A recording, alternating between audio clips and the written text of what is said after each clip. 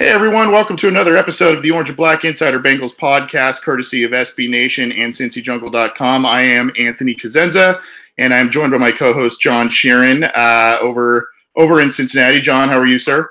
I'm doing great. I'm doing very great right now because of what we're about to do.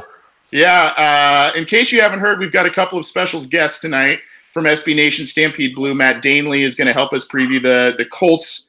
Upcoming Week 1 game against the Colts at about 9 p.m. Eastern. But now on the line, we have I can't think of a better way to kick off the regular season on this podcast than to have our special guest, Willie Anderson, former Bengals offensive lineman, multi-time Pro Bowler, in my book, Hall of Fame offensive tackle. Mr. Anderson, how are you, sir? I'm good, guys. Thank you. Well, thanks for making the time and being on the show. I know you're a busy guy, and even though you're not suiting up in the pads these days, you've got a lot of different things going on.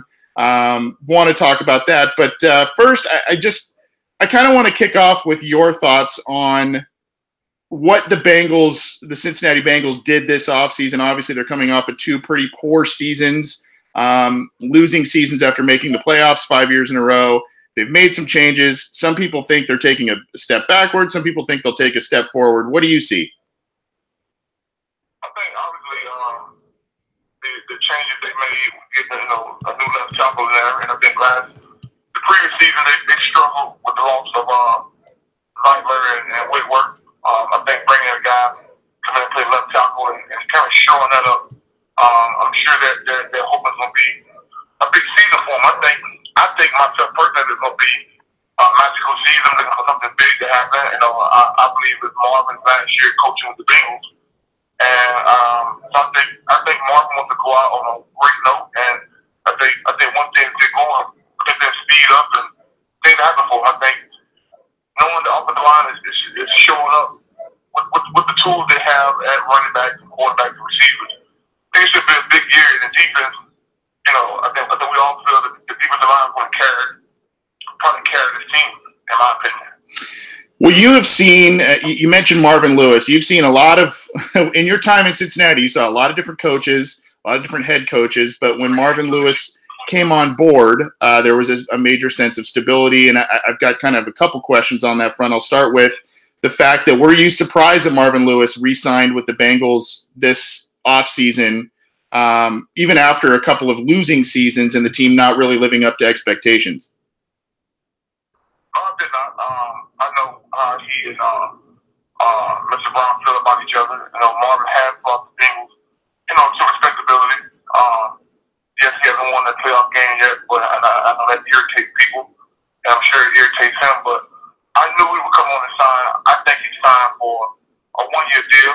I think he's supposed to put all the marbles in right now, and they're going to go real hard and try and get that playoff win, get in the playoffs, and get that win. So I personally did not think it wasn't surprised to me that he signed back.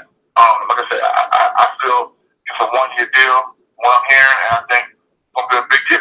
I really do believe that. Talking with former Bengals offensive tackle, Pro Bowl lineman Willie Anderson, really stoked to have him on the show to kick off Week 1 of the regular season going forward here on the Orange and Black Insider Bengals podcast.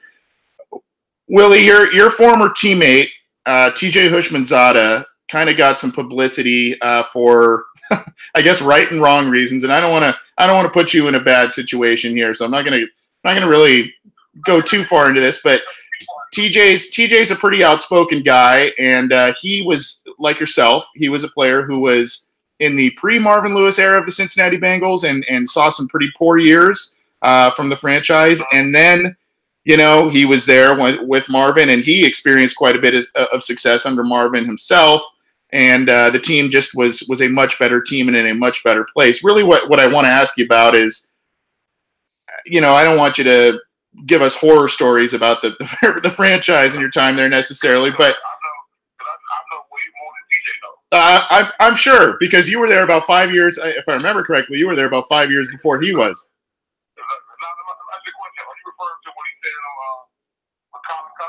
Yeah, and basically, the fact that he noticed a significant franchise change before, when Marvin Lewis got there and the way the team operated and all of that. I just wanted to get your take on that as well, because I think as fans, people from the outside looking in kind of sense that, but you know, from a guy who experienced a massive amount of success under Marvin Lewis in his tenure there, I'd really like to get your take on, you know, that maybe some of the organizational switches you saw once Lewis took over. Yeah, so I'll make sure not to say anything that'll get me banned. I'm still hoping out that Mr. Brown comes up with their own Bengals Hall of Fame. Mm-hmm. I know the year that I say something crazy, it'll be the year he'll start it, and I'll be locked out of it. Well, we don't want that. But obviously people know, it was bad. I mean, it was bad. I mean, players who know it, who played there before, it was a bad time. I think, but looking back now, I think people were doing what they thought was best, but it was a crazy time for us, man. We lost a lot of games, man. We lost a lot of games, and the morale, the morale wasn't as bad as you would think it would be. Tequila Spice and I, we talk every night. I think Tequila every other day, and every other, blue moon we're going to our Bengals depression thoughts of the 90s. We think about the 90s and like, oh my God, like what was going on back then? But when Marvin did come, I love to say, I don't know if Marvin even knows this, but I remember when we had just started digging the boat, the press, the local press asked me, I was one of the only guys in the locker room that did after the game. They asked me, said, well, who do you like to get the Bengals to get? I said, well, I think we should get that guy up in, I think Marvin was in Washington at the time. Because I just thought we needed someone fresh from the outside that is very winning. I mean, I had played against Marvin's defenses at Baltimore, so I knew his kind of coaching style and aggression. But so he called up to speed. Like when Marvin first got there, everyone was so crazy about, oh man, he's changing everything. And I remember John Kitten and Marvin both saying, hey, we're not. Only thing we're doing now is catch up with the rest of the league. It's like the rest of the league has these names that have this stuff in place. We're not doing anything that anyone else is not doing. We're just catching up. And for me, I have been there for so long at the time. Myself and Brad St. Louis was like the only guys left from that mid-90s era. And I came in 96. And Marvin came in 2003. And I remember being out to dinner with the offense. I sat down on the river out there. We were offense go to dinner. And Carson was a rookie that year. He wasn't starting that year, but he told John Kidman, he said, man, it's gonna be sure bad to lose got Willie in a year because he's probably old as hell, right? And Kidman was no, maybe like 28 years old. Carson thought, man, I had been there for like 15, 17 years, like it was like it felt like I had been. It felt like I had been there for so long because I can say right now, there are guys I played with that, I think Bengal fans and people have forgotten about. They forgotten about it. I played in the era with the Bengals, just not Travis. The Bengals film director gave me all my games on hard drive. So I'm putting together games and stuff like that. My teaching academy, but I get a chance to watch Johnny Scott and Carl Pickens. And I saw John Copeland at an event down in Mobile, Alabama. Dan Wilkerson, James Francis, all these different things. Because John Carl and Corey Dillon. People forget that Garrison Hurst played with us my rookie year. But from 96 to 02, that first year, 96, I thought it was 8-8. I thought, man, the NFL is easy. We'll be winning 2 more years. We win 2 more games, and we'll be winning 10 games every year. Well, that didn't happen. We went from 96 to 88 to 79. My second year with Boomer, 3-13. Third year with Neil O'Donnell. Fourth year, I think, when Jeff Blake started, we got to the Achilles. I forget about 4-12 maybe. 2005, 11. It was just crazy. 2002 was probably the worst season we had. And franchise history, 2-14. But Marvin got there and immediately got that team to an 8-game season. Pretty cool, man. Now what's been done since then, I'm sure there's some things that Marvin would like to do better. Like we all have should have done. But he did get it back to respectability. But like I say, I I've been hearing this is going to be his last year coaching with the Bengals. And I think he wants to go out with a bang. So I think once the team kind of sense that, I think we'll see a magical season from the Bengals. Yeah, I think I definitely think Marvin wants to see the thing through that he's built over so many years with the Cincinnati Bengals. This is the Orange and Black Insider Bengals podcast. We're talking with Bengals legend Willie Anderson. Willie, real quickly, just kind of a side note based on something you said there about, a Bengals Ring of Honor or Hall of Fame, or, in my book, there are a small handful of names that jerseys should not be worn by other folks. And in my book, number 71 is definitely one of those jerseys that should not be worn by anybody else going forward by a Cincinnati Bengals player. Have there been any kind of serious talks about a Ring of Honor, or have you approached Mike Brown about it at all? I mean, I know you've got a pretty good relationship with the team, but that's something I know we all want to see. Yeah, no, the last 10 years, I know the Bengals, either follow my Twitter account or they hear things I say in the media. Just I'm tired of it up in Atlanta, and I've kind of publicly complaining about it. And what I've heard is not going to happen. I don't think Mr. Brown believes in those kind of things. Doesn't believe in retiring jerseys. Doesn't believe in having a hall. I think the closest thing we got, which I think was a pretty cool thing, was the legend thing for the 50th anniversary. Mm-hmm.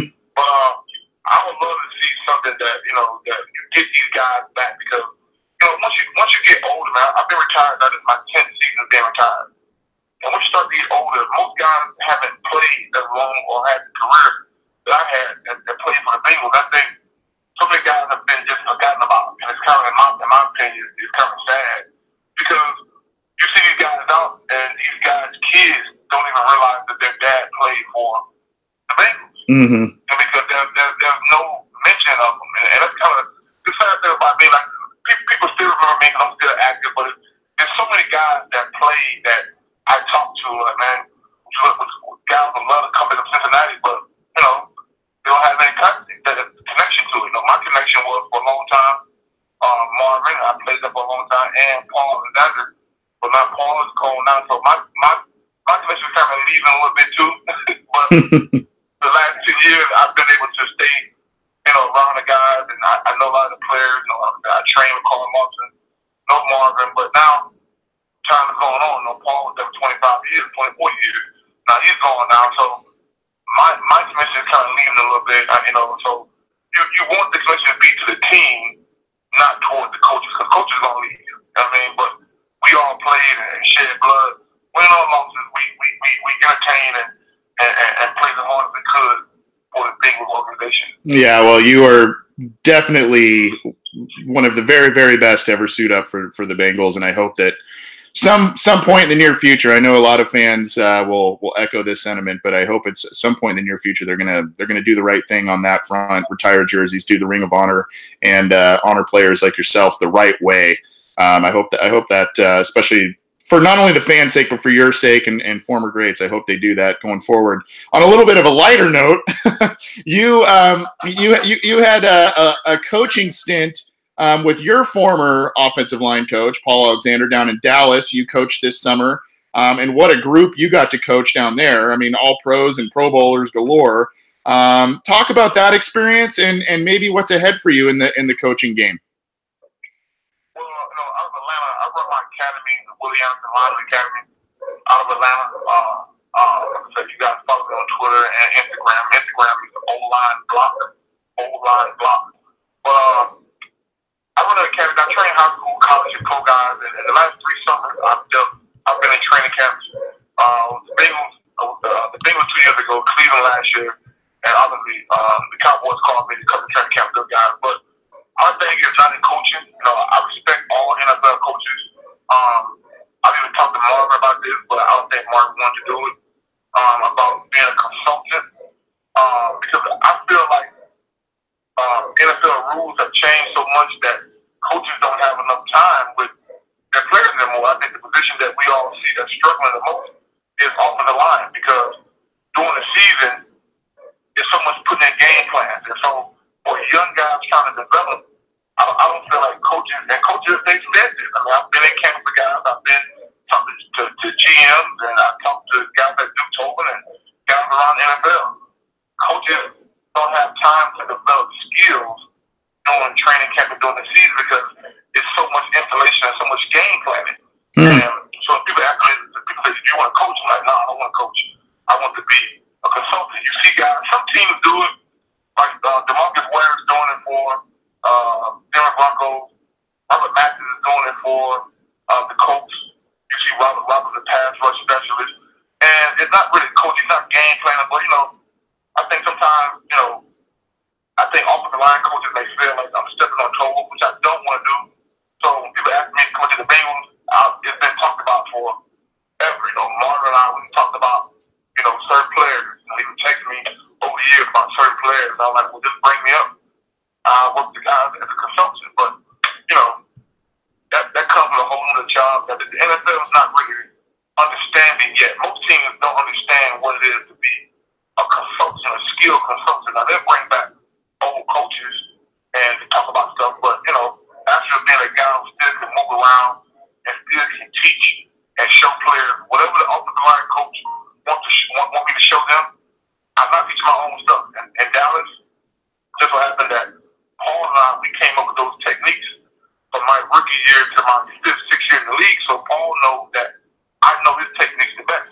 Well, I also train guys from Philadelphia. I got guys from Cleveland, guys from the Redskins. I got guys all around the country, so I don't train just particular stuff what I know. I train whatever the coach want me to train on. I try to be my best at being diverse at multiple styles and training guards, center and tackle. So that's what we did it down. We did that for a week and a half, and it was a good time. The guys loved it. And I'm just hoping that they get a build on for, maybe a consulting job in the near future in the NFL. Yeah, and how just so our listeners know, how can they? You mentioned kind of I think an Instagram account or Twitter account. How can people follow along, kind of what you're doing, how that business is growing? Maybe some of the guys you're working with. Yeah, definitely. My Twitter account is Big Willie 7179. My Instagram account is Old Line Block. And my website is Willie Anderson Lineman Academy.net. So all my stuff is on there, a lot of pictures, videos. I have a series of videos that will come out on Vimeo that will start a series of teaching, Pass Pro teaching videos. So that's kind of what I'm at. I'm all about teaching. I have a good following online right now. People following want to learn more about offensive line plays. I think, if your favorite team is winning or losing, most likely it's because of the offensive line. So I think people should get more in tune about learning about offensive line. I mean, with the team to win, pretty much it's your O lineman and D lineman that's going to help either win or lose games. Yep, absolutely. We'll get you out of here on this one quick little rapid fire question here, Willie. Toughest matchup you ever had in the pros, either edge defender or interior lineman you maybe had to help out with, or who was a guy that just was a really difficult matchup for you? Not that you ever showed very many vulnerabilities, but I've had my battles a bit. In my 13 years, I've given up 15 sacks. But my toughest was a guy, it's not to recycle up too. And if you look at my Twitter account, my Instagram, I have videos of me playing this guy. It's the late, great Reggie White. Oh, yeah. It was the only time in my career in 98, my third in the league, that I faced someone just as strong as I am. I was bigger than him, 340 pounds. He was about 300 pounds. But he was like 35, 36, way stronger than me. And I likened it as a kid wrestling with his dad in the backyard. So I shut him out. But man, he beat me up. I got him up one time. He humped me once, but I landed on my feet. He did it. I was able to block him out. But the entire game, man, he just put pressure on me as far as just pounding my body. He wasn't playing the full game. He was an older guy, but he was getting reps. I'm like, damn, he's going to the sideline getting reps while I'm out here playing every down. Like folks don't realize that about offensive linemen. Yeah. We play every down. Yeah. And we have a great Hall of Fame like Reggie White getting reps and coming on third down. Man, it's hell to pay. But I have those videos on my Instagram page and my Twitter account when we go and get Reggie. By far the best guy ever. That's not. It's a surprising answer because I mean we just he retired a little bit after Don't forget when I played like that. When I came in the era when game. The running game, every NFL team had a running game. Pittsburgh with Jerome Bettis, Eddie Jones, the Titans. You know, you had Fred Taylor, those guys down in Jackson, but every NFL team was about running the football. But I always say when we paid Carson that $100 million in 2005, my 10th year, I saw a change in dynamics in the NFL. It became about a quarterback league, so it became about protecting the quarterback. So a guy like Reggie White played in the 80s into the 90s, but you're seeing more dynamic pass rush guys now, I think, in more years than ever because there's more passing going on. You know what I mean? So don't forget about it. You know, I played against Reggie White and against Dwight Friend and Robert Mathis. I played against Bruce Smith. I saw Javon Curtis. I saw James Harrison. You know what I mean? So playing a long time, I had a chance to see different rushers. I played against Strahan, all the different guys, Warren Sapp, all the guys. So I played in the heyday of pass rushers. I think I played in the heyday of when offensive tackles were a group of guys that we were all fighting for 2 all-pro spots. It's like 8 guys that you consider that are really neat. You know what I mean? So NFL is definitely involved in the changes. You see more and more guys that are big time pass rushers now. Yeah. Well, I hope our listeners will go and check out some of those videos of you against Reggie White because that's an epic battle there. And appreciate all of your time. Again, this is Willie Anderson, Bengals legend, joining us on the program. We'll be sure to pass the word along about what you're doing with your coaching academy. And anytime you want to come back on the program, man, we'd love to have you. Thank you, brother. All right, appreciate it. That was Willie Anderson, former Bengals offensive lineman and multi-time Pro Bowler with the Cincinnati Bengals. And pretty stoked. I mean, in a matter of a month, we had basically the 2 best Bengals offensive linemen ever. I mean, Andrew Whitworth is in that discussion as well. But, man, that's pretty cool. John, I hope I know we wanted to get you to ask some questions there. Unfortunately, just him being on the phone was a little difficult to volley back and forth there, but hopefully you enjoyed the interview nonetheless. That was starstrucking. Yeah, he was my favorite growing up, like when I first started watching. So that was incredible. Yeah, and you are a big lineman guy, so I'm sure you really enjoyed that. That was cool. I'm glad. It's pretty cool to hear that he's doing this academy thing. He made a lot of money in the NFL. He could just kind of hang out and do his thing. Maybe do some business stuff, but he's actually trying to do some stuff and help out the next generation of NFL linemen with his academy and stuff. So pretty cool stuff there. We've got a few minutes, John, before we're going to be joined by Matt Danley of Stampede Blue of SB Nation to preview the Colts game. But I kind of wanted to go here and take a couple minutes here and tell me about what you thought of the Bengals' final roster, some of the biggest surprises, either makes or cuts. And one thing I'm really interested to hear about from you is the whole Michael Johnson thing, because he gets cut and then a day later he signs, and it sounds like he signs basically a 1-year deal. It's kind of the same contract he had. So your thoughts on that and how the roster is shaping up going into week 1? So, yeah, well, let's just start with Johnson because I think a lot of people either expected or just wanted this to be Johnson's or for him to get cut just because, the progress that Willis and Hubbard showed in the preseason was promising. But what we had to remember was that Johnson was still starting at defensive end across from Carlos Dunlap. He was starting at nickel defensive tackle next to Geno Atkins on 3rd down. So all of preseason, there was no indication that Johnson was getting phased out in favor of Willis and Hubbard. Obviously, those two got plenty of reps behind him and plenty of experience in rotating in and out with him. But there was no indication that, Johnson was on the way out. Like we saw with Chris Baker, he got 9 snaps in the first 2 preseason games combined or something ridiculous like that. So it was obvious to see him on the way out because of the way Billings progressed. It was obvious to see Ryan Hewitt get phased out because he just wasn't using the offense at all. Michael Johnson, while he didn't produce on the defensive line this preseason, was still used a lot. And you can obviously tell which guys are on the way out, which guys are still in the plans for 2018, but just how they're used in the preseason. So Johnson was the starter in the preseason, and even though he didn't do well, by all indications, it was just expected that he would make the team. So when he was cut, it was a shock to me because I just didn't expect that to happen. It was just such a rash decision for them to make because they didn't show any signs of that happening.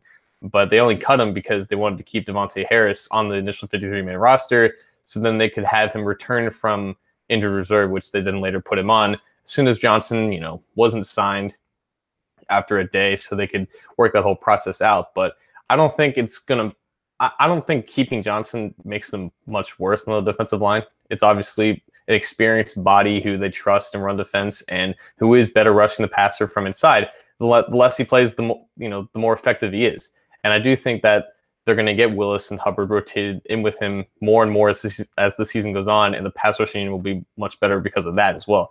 Other than that, I think the biggest surprise was keeping 7 receivers, and we all thought it was going to come down to either Auden Tate or Cody Core, mainly because of special teams.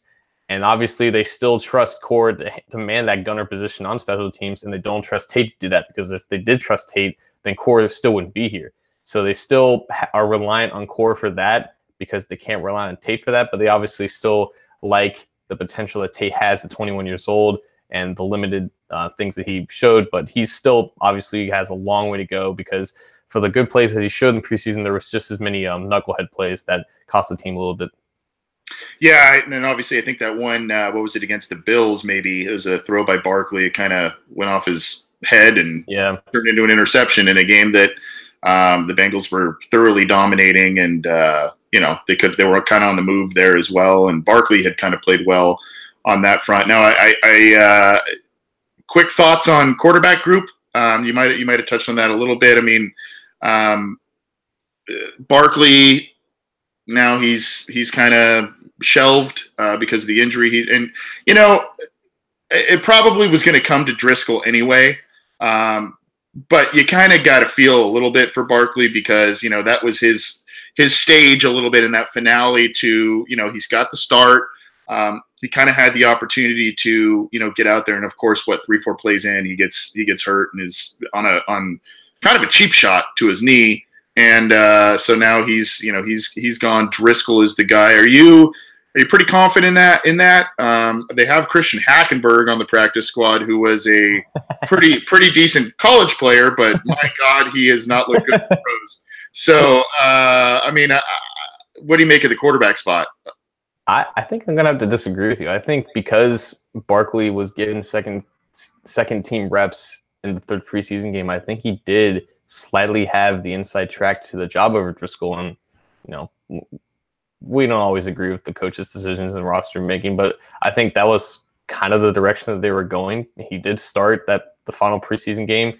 I think he did, for whatever reason, have a slight edge over Driscoll, and it was just unfortunate for him that he ended up getting hurt in the first drive, and Driscoll basically got the job by default. But because they put him on IR and not just cut him all together, I think they still have whatever future plans that they have for a guy on a 2-year contract on his fourth team. So I think they're just going to roll with Driscoll now. If he does well, then they can release Barkley at the end of the year and they'd have no need for him. But if Driscoll has to end up playing and doesn't do well, then I guess they're going to give Barkley another shot next year. But don't expect anything from Hackenberg. I mean, come on. Yeah.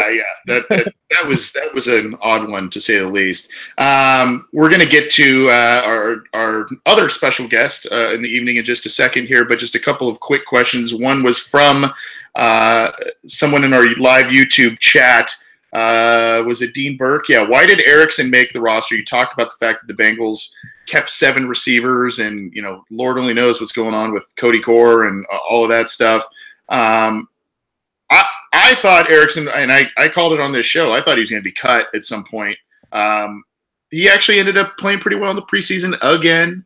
I don't think he's ever going to be a major force in the offense. I think it's just he's return guy, maybe get you 10, 15 catches a year. I think that's just who he is. But is that worth a roster spot, especially with the league kind of cracking down on kickoffs and that whole situation? Is he really worth the roster spot? I mean, I know he's a try-hard guy, and he just has a knack for making the big play, especially in the preseason.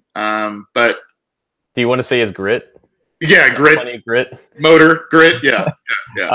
I think he impressed as a receiver in just the limited time that he had. I wouldn't think it's that far of a fetch to say he's one of the more reliable receivers that they have just based off experience, because we still need to see Ross prove it in the regular season. We still need to see Boyd completely bounce back from last year. So I think they like whatever stability that he brings at the slot receiver. I think he's still a decent option.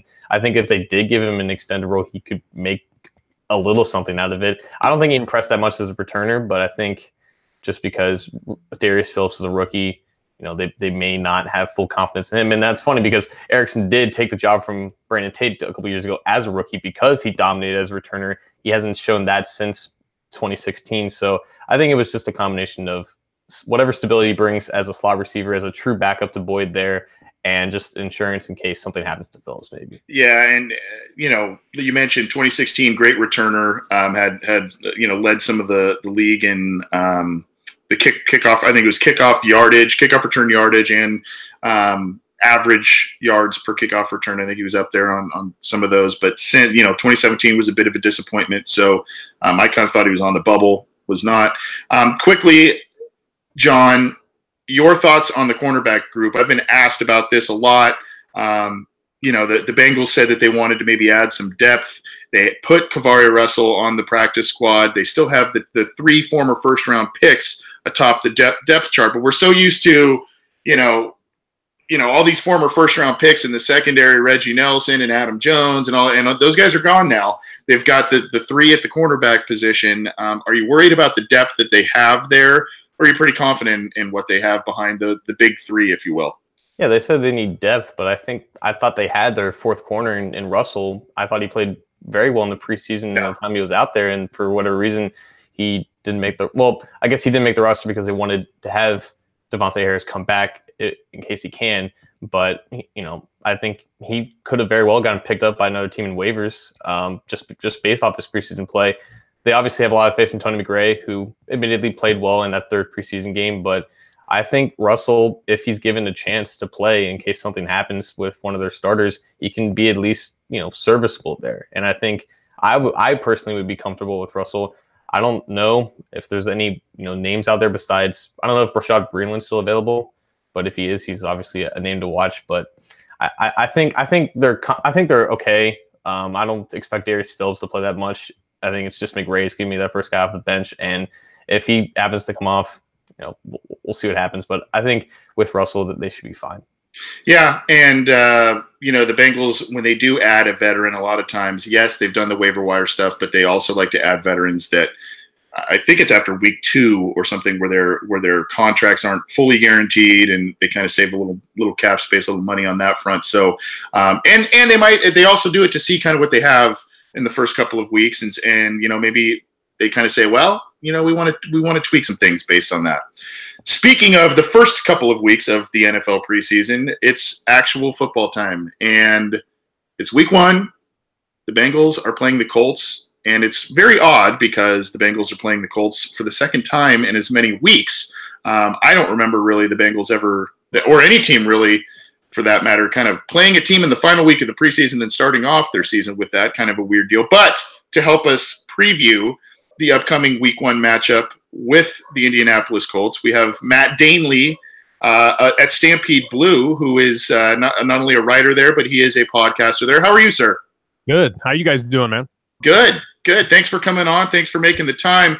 Matt, what I like to do, aside from just diving into, the nitty gritty, I always like to ask my guests, especially within the SBN network, how they got involved in writing, how they got involved in podcasting, their background, and be it as a fan of the team or what have you, just kind of your affiliation with the Indianapolis Colts and how you kind of came to work for SB Nation. Well, make a long story short, just basically just started out of the blue on my own to begin with. Had my own blog set up, started writing about the Colts, doing a little bit of this, a little bit of that, and then ended up that progressing into other opportunities, and basically what it turned out to be, and I don't know if you guys can relate to this or not, but, my wife's a sweet gal. But every time that she would, her and I would get into conversations, I'd be talking about the game and I could just see the look in her eye like, I really don't care. You know what I'm saying? And so I felt like I had something to say, or at least, that's kind of the way it was. So I started writing. Obviously, it was pretty terrible. That was about 6-7 years ago. And then, it's just become a passion of mine. And, throughout different websites and doing some other stuff there. I came over to Stampede Blue, I think about a year and a half ago or something, but I've been podcasting for, I came up with a site that basically did nothing but metrics for quarterbacks. It was QB Mecca. I did a podcast for that. I did Locked On Colts for a little bit over a year, the podcast for them. Came over to Stampede Blue, continued to write while Josh Wilson was still in charge, and then things have progressed quite a bit since Brett has been, at the site and stuff like that. So it's been fun. It's a lot of new faces, a lot of new ideas. It's really good. We got a good team over there at Stampede Blue. So, I mean, it's fun to work with other guys that are, pretty passionate about the team. But I mean, at the same time, you guys know as well as I do, most of the time we're the most critical of our team, just the same. But I feel like I honestly feel like if you've done it this long, unless you're just a complete blowhard, you've got at least some sense of objectivity in your brain, and that's what's fun, because you can have real conversations with people and, there's no BS in it. There's none of that. So, I mean, you feel like you're getting, smarter by the day, the more people you're around in that regard. And been doing the Colts cast for the better part of a year now for Stampede Blue as well. And it's doing well. And, a lot of good things in the making, as you probably know, for a lot of what we're doing right now. So absolutely. Yeah. We might be announcing some things on that same front in a little bit ourselves. So pretty exciting. Our listeners should stay tuned potentially for that. So, Matt, I guess, you mentioned the site and your work on quarterback data. I guess it's a pretty good segue to start with, and that's the whole Andrew Luck saga. And one of the last times Bengals fans, unfortunately, saw Andrew Luck was in the 2014 wild card round.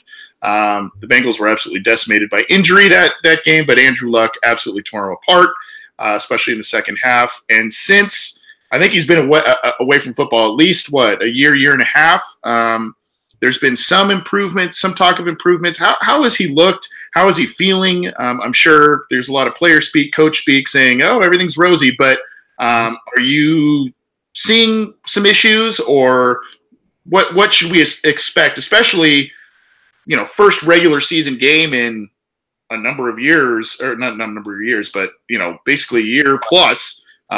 What should we come to expect to see from Andrew Luck this Sunday?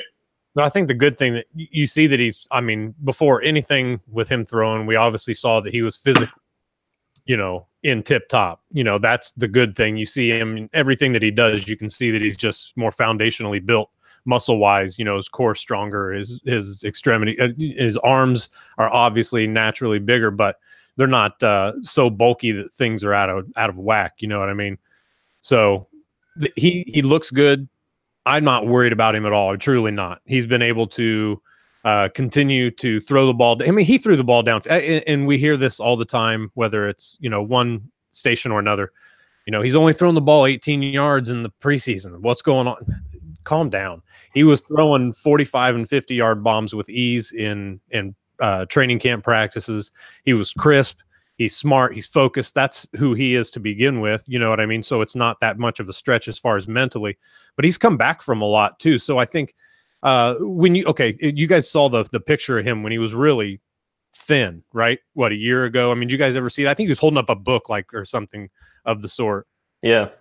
He looked like he hadn't been lifting or doing too much for a little while. Yeah. He looked like a stumble bum, right? I mean, a skinny hobo walking around with sunk-in cheeks. It was kind of scary, but he does talk about how that's become, something that he's overcome mentally. He had to overcome all that stuff mentally. So I think you're getting not only a driven Andrew Luck who could physically and reasonably return to his 2016 form, but you're also getting a guy who's mentally just ready to tear this season apart. And I think that that's something that, obviously, if there was any lingering effects to his shoulder, that would be a scary thought, because he's not scared of contact. He's going to throw the ball as often as possible. And if anything, his past several seasons are any indication, we're talking well over 500 attempts, no matter what. That's blinking an eye.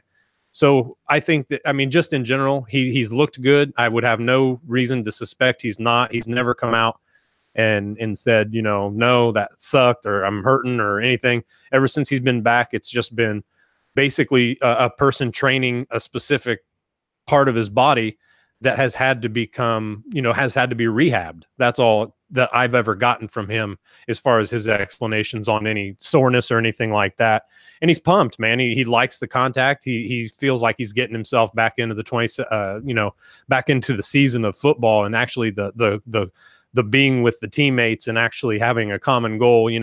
I think that he's in great shape, both physically and mentally. I think that can do nothing but good for the Colts for sure. Yeah, it's nice to see weekly mental updates from Luck at his Twitter handle at Captain Andrew Luck when he's on the battlefield every week. So that's always nice to see. It's always nice to get in the mind of an NFL quarterback. Bengals fans know about Luck. They know about T.Y. Hilton. They may even know about Quentin Nelson and the couple of other offensive linemen, Jack Doyle as well. I don't think a lot of people know, just in general, any names besides Marcus Hunt on the defense. This group is kind of, from the national perspective, scrutinized, and just in the Andrew Luck era, I guess the defense has never been the team's strong suit ever since Peyton Manning left. Who are some names that Bengals fans should keep an eye on as they go against the Bengals offense? Sure. And in the Pagano era, we'll just put it like that, at very least since 2012 and probably even to 2010, the Colts defense has been awful. And under Pagano, there was a couple seasons where it was really like some of the worst that the Colts have put on the field in 30 years. So that's obviously you're moving from that, but you're also changing scheme. And I think that last year's draft with Ballard, where he picked up Malik Hooker and he grabbed Quincy Wilson, we could see that there was a scheme change coming on defense. You could see that they were drafting for that type of a squad, and you could see the makings of that, whether it was more of a cover 3 or what's become of it now, a Tampa 2 style based defense. You've seen the parts, you've seen the moving parts being put into place before it was actually done. When you look at some of the guys on this team, I mean, and look, they are scrutinized, and there's a reason for it, but it's because people don't know them. There is talent on this team. If we're talking, are they a top half of the league defense? I don't think you're going there. I think you're looking at probably somewhere between 20 and 25th, and I think that's probably a high mark for them. I'll be honest with you. But they have the potential to be in between that 15 and 20 mark. So, I mean, just to kind of put benchmarks out there, they've got, plenty of youth now, because they've got 4 of their 6 linebackers are rookies this year. One of them's a second-year guy in Anthony Walker, and Najee Good's the only veteran guy there in that mix. He brings he brings what a guy who's going to be playing Sam, brings.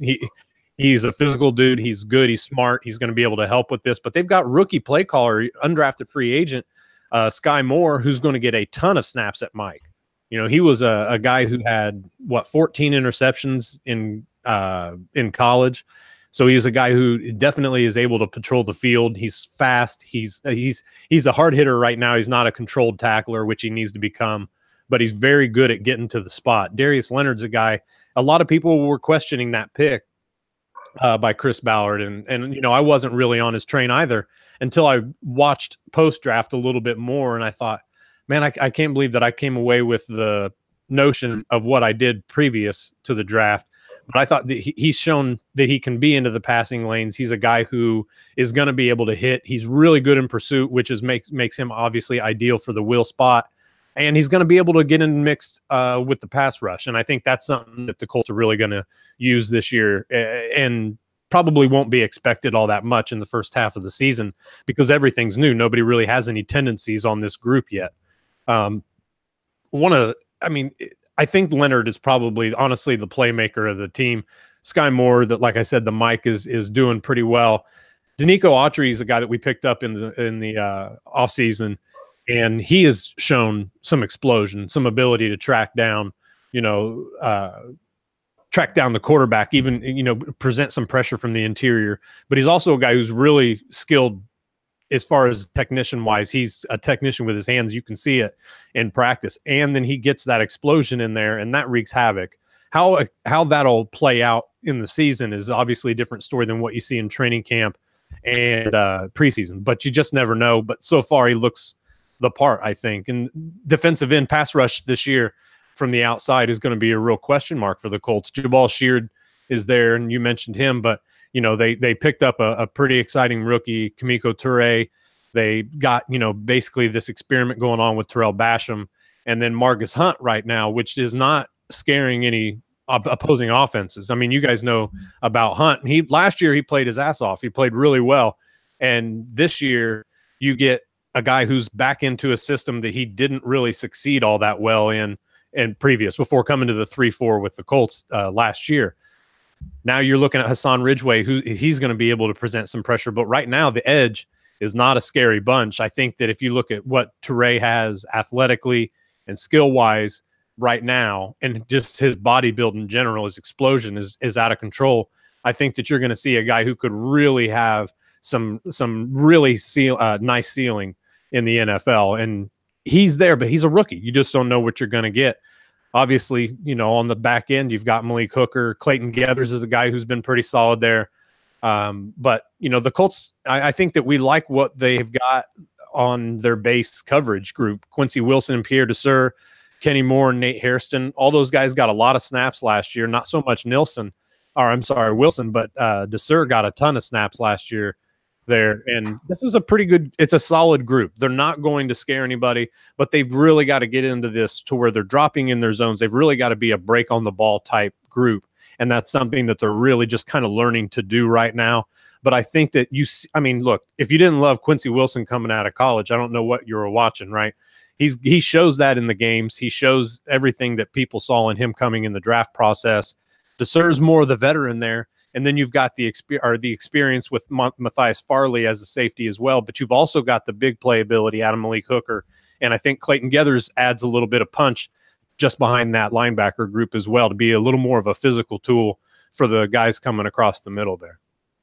Talking with Matt Danley at SB Nation, Stampede Blue, and the Colts cast over at their website there. And Matt, if you get a chance, you should listen to the first part of our show when we interviewed former Bengals offensive tackle Willie Anderson, and he talked about going up against Freeney and Mathis and all those guys. It was kind of a fun conversation there. But but switching gears, since you talked a lot about the defense and the defensive line, there was a question in our live YouTube chat. I believe it was from Dean Burke, since he asked kind of about both.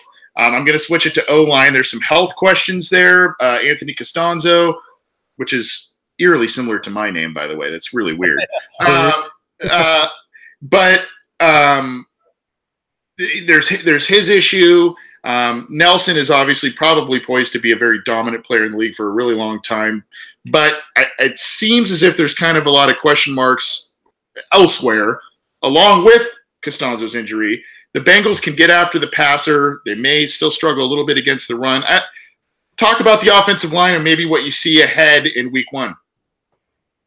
It's really interesting because this is a group that we don't really know a lot about, to be quite honest. Costanzo was practicing today. He was limited. I don't think he took part in any of the team stuff, but he was back. That's big for Costanzo. Costanzo's been one of the most durable linemen the Colts have ever had. And he's a guy who's been in there, and it looks like he's coming back. So that's huge news. Even if he's not back this week, he's back for week 2. That's either way, any way you slice it, that's great news for the Colts. But, yes, he's an issue. I think that he's going to play, but we still don't know. We know what Matt Slauson brings, the physical nature of the game on the interior of the offensive line. Him and Kelly and Nelson there, that's a nice bully group. Now, can they form the chemistry to actually put that, to actually execute this game plan? That's what we don't know yet. And that's the problem with this group. Kelly's been up and down. He's been injured. He's back. He's been completely injury-free as far as I can remember throughout training camp and all that. So he's fine. Nelson is an absolute bully, and Slauson kind of sets the tone there for this group. Like I said, he's not exactly a top-end guard in the league. So you hope that between those three guys that they can compensate for each other a little bit in order to be more physical than the group across from them. And that's kind of where the Colts, I think, their hopes are, because there's so much fundamentals and so much to learn with that group in general, I think, especially taking on a team like Cincinnati, who has a pretty decent front line there that's going to end up being trouble for a lot of NFL offenses, quite honestly. But behind him, you've got Braden Smith, the rookie, and I think that he is a guy who's definitely come a long ways through training camp. They've had him at guard. He's naturally a guard, but they moved him out to right tackle. Some of the aforementioned issues with injuries throughout camp that you mentioned.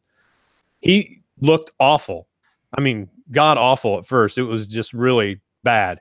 And then you get him outside, and he started to progress a little bit here and there. They kept playing him there, and I was surprised that they didn't end the experiment after the first couple of days. They kept with it, though, and he's done pretty darn well. So I think Braden Smith's a guy there that's at maybe second or third realistically on the depth chart at right tackle as well.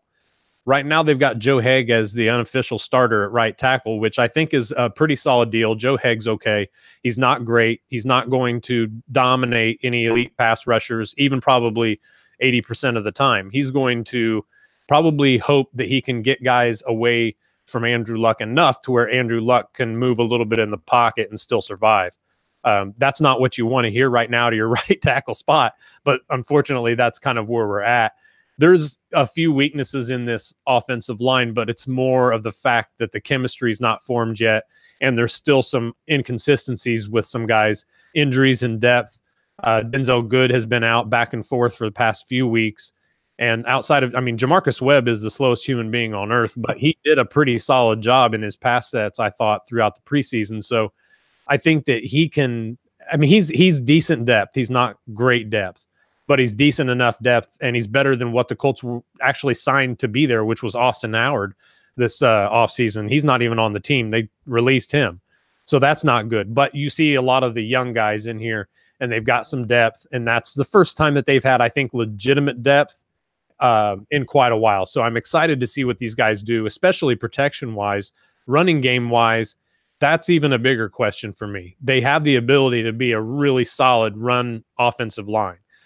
They've got some guys running behind them that are going to be able to pick up huge chunks of yardage in just a small amount of time. But all of that, obviously, like I said, has to be executed. You have to have Marlon Mack be able to run between the tackles and only bounce outside when it's necessary, and vice versa. A guy even smaller than him, Nyheim Hines, you've got to tell him to bust it out occasionally and quit running through up the back of your offensive lineman. The vision there seems to be double vision. You throw them two together, and they're a pretty darn good back.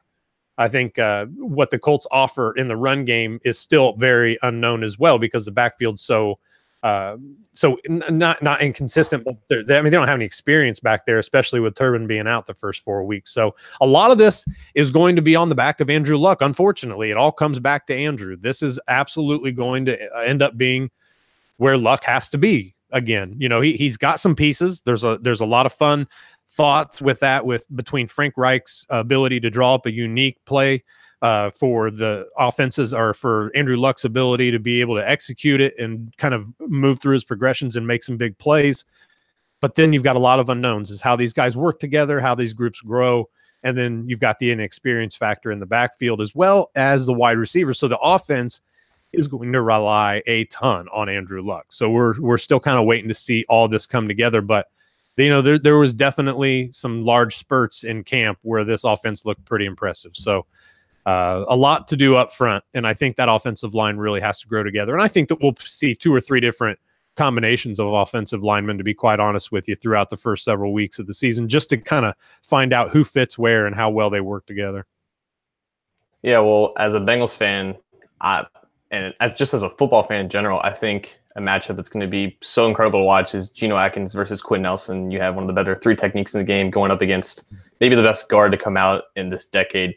But a matchup that I think some Bengals fans may not be too happy about is Jack Doyle, the tight end, going up against the Bengals defense. Bengals defense typically in recent history is just god-awful against tight ends. And your new head coach, Frank Reich, an offensive mind, he helped Zach Ertz elevate his game in Philadelphia. Philadelphia's offense is one of the best for tight ends.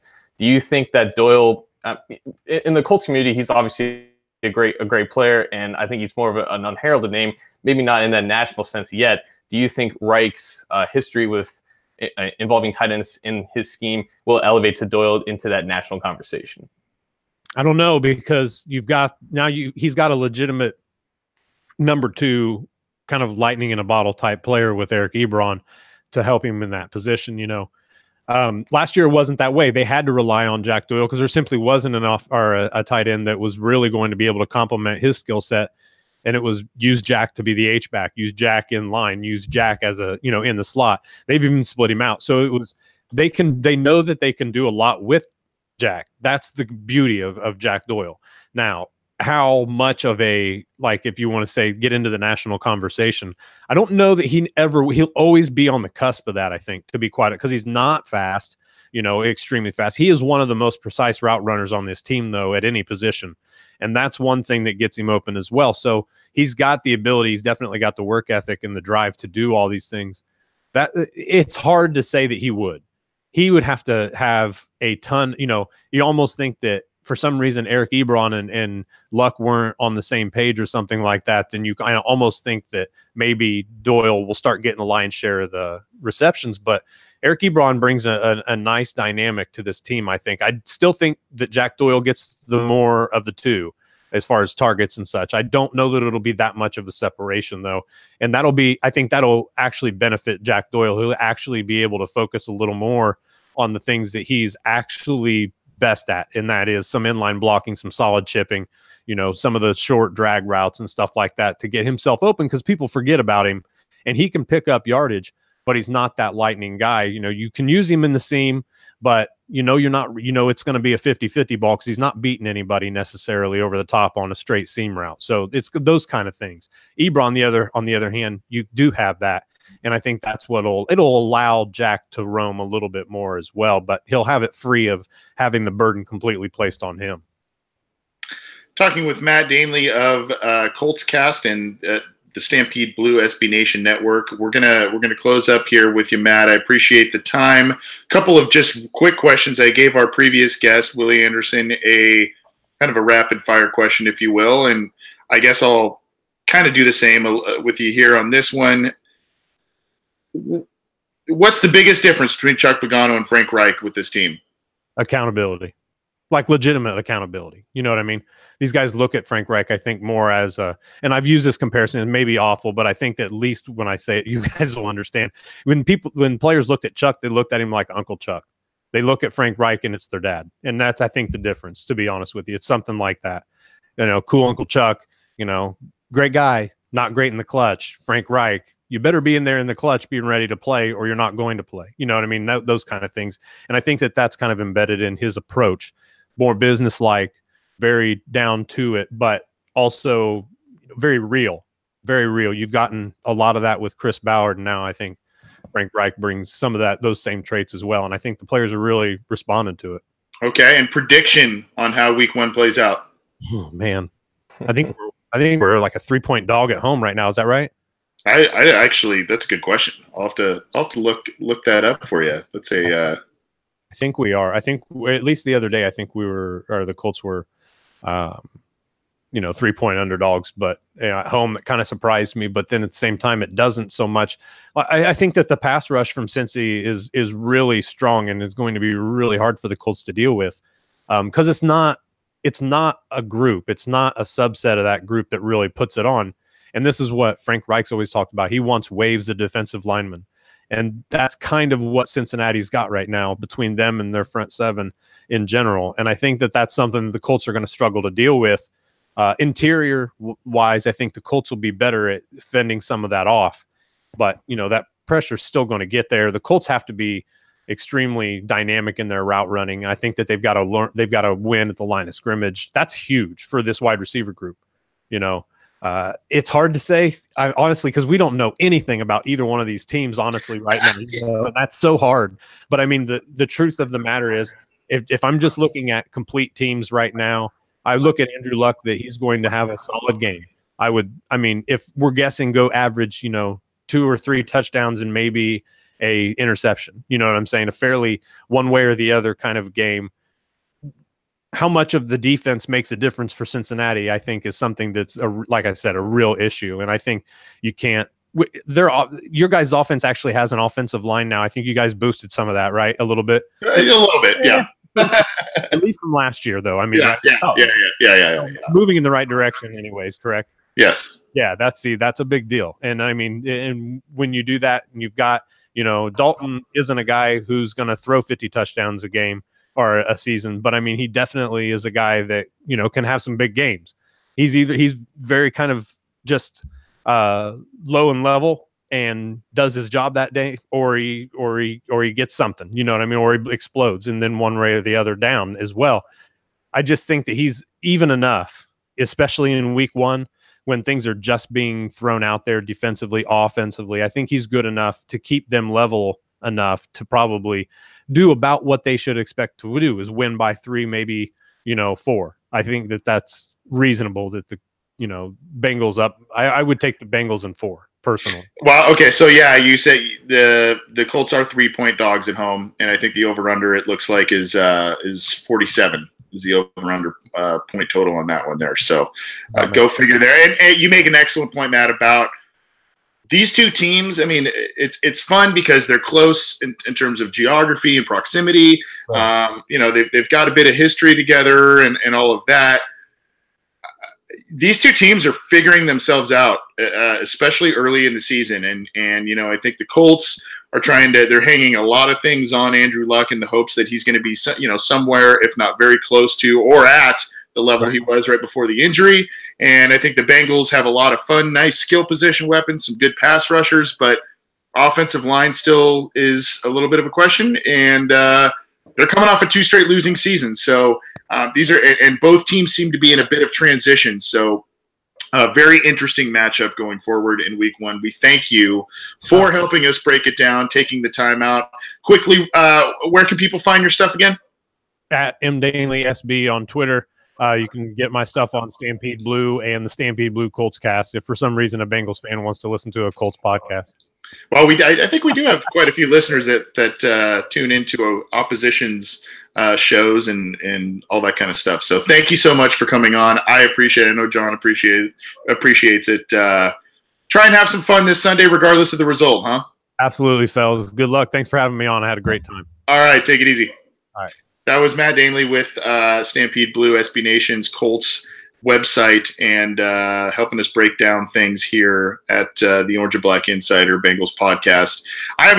We've had such a jam-packed show, John. I forgot to mention, you can get this show on SoundCloud, iTunes, YouTube, CincyJungle.com, Stitcher, Google Play app, all that stuff. So go get it there. And we appreciate everyone tuning in live. This has been a whirlwind show, but it's been a hell of a lot of fun. John, quickly, because we're kind of running up on time here a little bit. Give me just a couple of keys, since we talked a lot about the Bengals and the Colts matchup here with Matt. Give me a couple of your keys to a Bengals victory coming up here on Sunday. I mean, they can be obvious. They can be maybe something that are a little bit more nuanced, but a couple of things you think that the Bengals really need to do well or prohibit in order to start the season off 1-0. They need to attack the ball downfield because, as Matt alluded to, they don't have a lot of capable guys in the secondary besides a Malik Hooker or maybe a Quincy Wilson. But the Bengals have an advantage in the passing game, and Dalton has a legitimate chance to throw for over 300 yards against maybe one of the worst secondaries in the league. And on defense, I think they need to hit Andrew Luck early because he is coming back from his injury, and we don't know if he's going to be standing tall in the pocket. It's kind of the quarterback that he is. He's a tough guy, but they also have an advantage in the pass rush against an offensive line that's still coming together. So they need to hit him early. And even though Matt kind of downplayed Jack Doyle's vertical ability, I still think that, he's a tight end. So naturally he's capable of ripping the Bengals defense apart. So we say this every week, I guess, but how can they limit tight ends? Doyle is one of the more underrated tight ends, and Eric Ebron at the very least is a good athlete and is capable of working the seam. So they're going to have to find a way to stop that because they have T.Y. Hilton on the outside. William Jackson will presumably be going up against him multiple times during the game, and the middle of the field has to take account of Doyle and Ebron. All great points. I'm going to kind of use a theme we talked about the past couple of weeks when we've talked about the Bengals and what they've done in the preseason and not done in the preseason. We've talked about how, the offensive line and the new guys on the offensive line seem to be able to be a little more stout in pass protection than in the past couple of years, which is good to see, but they are struggling against the run. They're struggling to create space in the run game. So I think maybe, kind of to your point about going downfield and doing that, use the pass to kind of set up the run late. And you don't want to necessarily put the ball in Andrew Luck's hands per se, but there's going to be inevitable rust from Andrew Luck. I mean, what level that rust is at, I don't know. But I think, if the Bengals can spread the ball out a little bit, almost use some pass plays as quote unquote run plays, screens and things of that nature, go deep every once in a while. I think then maybe they get a little bit of a lead and then things start to open up front. They could then pound the ball a little bit, hog the clock, and, then take Luck and the arm out of the equation, if you will, at some point, and then tee off on him in the passing game. It's all cliche, but and usually you say, "Oh, run the ball to set up the pass," but I think it's a little bit of the opposite. I think the Bengals need to kind of get creative, exploit some of the Colts' weaknesses in that secondary, and then then take control of the game in terms of the scoreboard, manage the clock well, and hopefully get out of there with a win. This is an away game, but it's not really an away game. I mean, it's like an hour and a half drive or something, I think, from Cincinnati. So not truly an away game. So, but I think, as Matt said, I think it's going to be a very interesting matchup going forward, because these two teams are definitely trying to figure out who they are, what they want to do, and exploit each other's weaknesses. I think there's a lot of reflective issues going on with both of these teams. I think they're both on the uptick. If you do read some of Bleacher Report's stuff that they put out there, they put like 5 teams that could be sleepers this year in terms of going to the playoffs and going far. 3 teams that just I know off the top of my head. They had both the Bengals and the Colts, and then they had the Giants as teams that people could be sleeping on. I think there's a couple of others in there too. But so, I mean, it's interesting. I mean, Colts have the new coach, new culture, perhaps, but we'll see. I think it'll be a relatively close game, regardless. But I do think the Bengals probably come out victorious, maybe by a pretty thin margin. Do you agree, John? It always seems to be close against the Colts. It was a 1-point game last year. Yeah. They had another one of those signature Dunlap batted ball, turn it interception plays. It'll definitely be within a touchdown for sure, because it's week 1 and it's on the road. Even though the Bengals might be a little bit better on paper, they're going to have a tough time against a good quarterback. Yep. Rick Reed in the live YouTube chat says Bengals 31, Colts 20. So he's a little more optimistic than we are. Jason Von Stein says, I think we win this game. I think Vegas also thinks so. So whatever you want to take into account on that front, do so. We're going to get out of here with just a couple of listener questions because we're kind of running up against time. We're going to open up the phone line, but only let's only do text just because of time constraints. If you got a text you want to send us, 949-542-6241, go ahead and send us a text there, or leave us a question in the live YouTube chat. You can also get at us on Twitter at BengalsOBI if you got a quick question there. So check that out and get us a question. I saw some earlier, John, so let's get after it. Ooh, this is a good one from Michael Myers. Just for fun, does anyone agree, and I think he got a lot of no's to this answer, but just for fun, does anyone agree if the Bengals should have traded 2 first-round picks for Mac if Dunlap didn't get extended? Michael Myers listens to our show. This is incredible. I would have the trade that I proposed was back in early August. It was Dunlap and a first for Khalil Mack. I think Dunlap could have been a part of a deal. I think if Dunlap didn't agree to a deal and he was still on the team, probably not the best option to give up 2 firsts for Mack when their position at the defense line is already strong. But I would have been at least open to the idea of dealing Dunlap to the Raiders, who seem to take in a lot of Bengals players nowadays. I think that would have been very reasonable. Dunlap in a first for one of the very best pass rushers in the game. pair him on the opposite side of Carl Lawson for the future, I think I would have been down for it, just because the salary cap is not as restricted as people may think it is. And whether or not Mike Brown wants to admit it or not, they could have afforded it, and it would have made the team better. So I'm always for those kinds of moves. Yeah, and you know, fortunately and unfortunately, the Bengals have, and Marvin Lewis like their defensive ends as a certain stature. You know, the 6'6", 6'7", 280, 290 guys with the big wingspan that, yeah, they're not getting double-digit sacks every year, but they're batting balls down. They're doing other things. They're setting the edge against the run, for better or for worse. That's what they've committed to. Khalil Mack, at least from a pass rushing standpoint, would likely be an upgrade, like you mentioned. The thing is, I mean, first round picks, yeah. I mean, it's a lot of capital to give up, but I think the Bears actually got a third round pick back. And they finessed the second. I don't know how they did it, but they finessed the second. Yeah. So they got that, and then you know, they did you know, they gave Khalil Mack a mega extension there, but you know, it's kind of like, you know, how confident are you in your team at this point? Because, you know, if you think that you're pretty close to the playoffs and this guy might be the guy that puts you to, you know, could push you to it, and you're maybe picking in the 20s again over the next couple of years without this guy, then, you know, maybe this is the guy that puts you over the edge, and that's worth it. I know the Bengals highly should they or could they have done it? Yeah, I mean, it'd be fun and exciting and cool. They would never, ever, ever have done it. Ever. Not under this ownership. Never, ever. But the Bears do make sense because Trubisky's still on that rookie deal, and they have flexibility with that. So. Yep. Good question though. Pretty fun. Let's see. I guess I see. Kenneth McClendon. Your thoughts on our run game week 1? O-line seems shaky.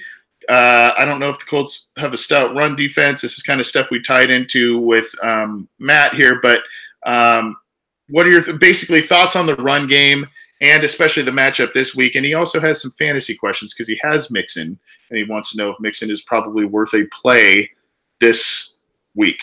So I avoided Mixon in my fantasy draft because I think the Bengals run game is bad until they aren't.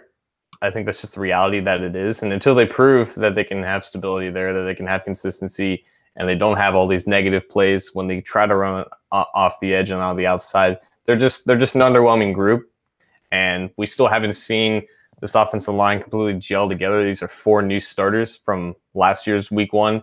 So it's going to take some time before we get any sense of consistency and continuity from them. So I personally wouldn't start Mixon until, you know, they can prove that they can work with him with that offensive line. I don't think the Colts are that good at run defense, but it's still so too questionable for me. Yeah, and this is another one. I think it's from Dean Burke here.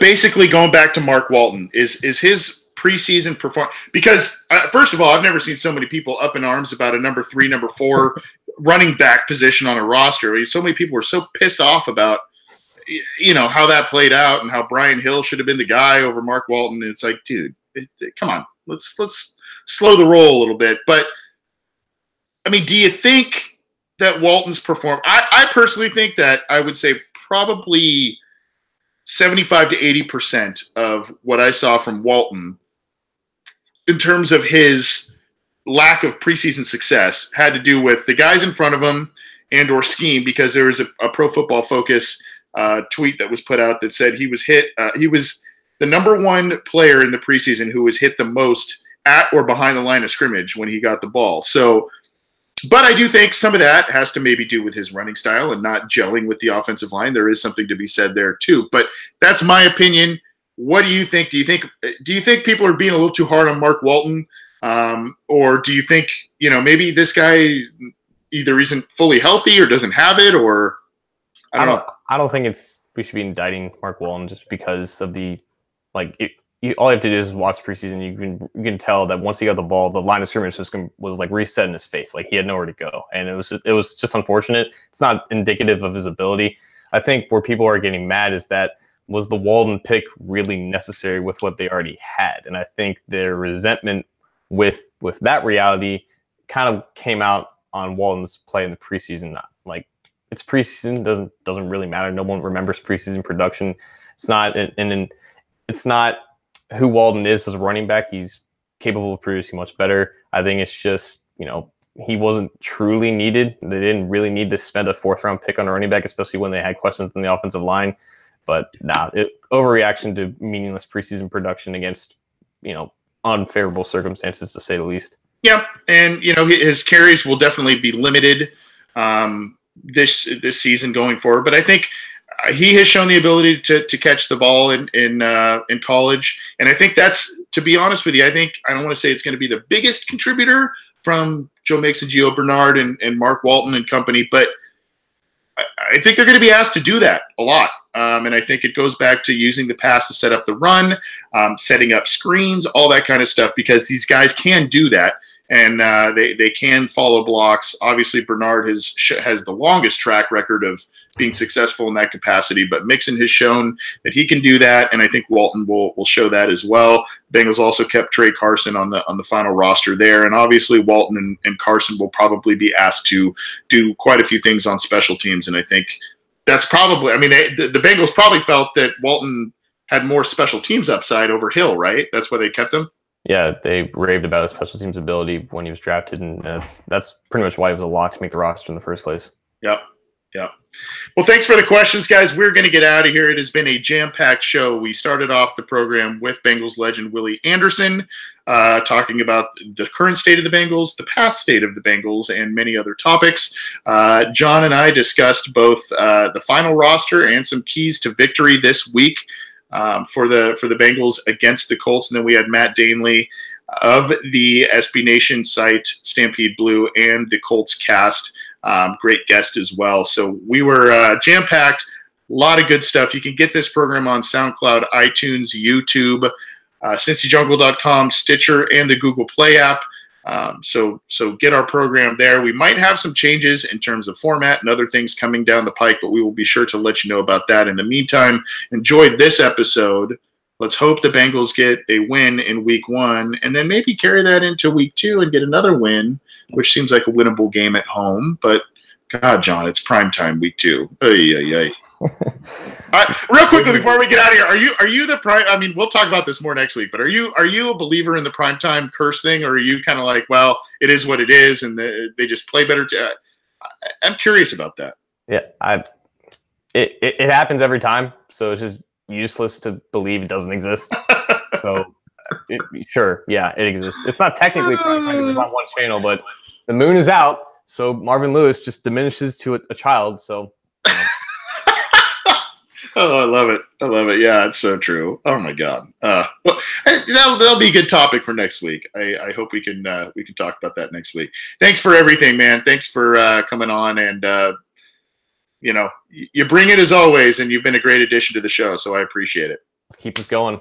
Yeah, let's do it. And let's hope next week we'll be talking about a 1-0 start by the Cincinnati Bengals as they go to Indianapolis to play the Colts. Thanks for everyone for tuning in live and for submitting your questions. I apologize. We kind of limited the questions a little bit. We just had, a lot going on in this episode, but I feel like we got to a lot, so that's good. But tune in next week. We've got a lot more coming, and we're pretty stoked about the direction of the show, especially of late. We're pretty stoked about things. So keep it here. Keep it at CincyJungle.com for all of the updates, news, opinion, analysis, and we will talk to you next week. Let's go 1-0. Who day?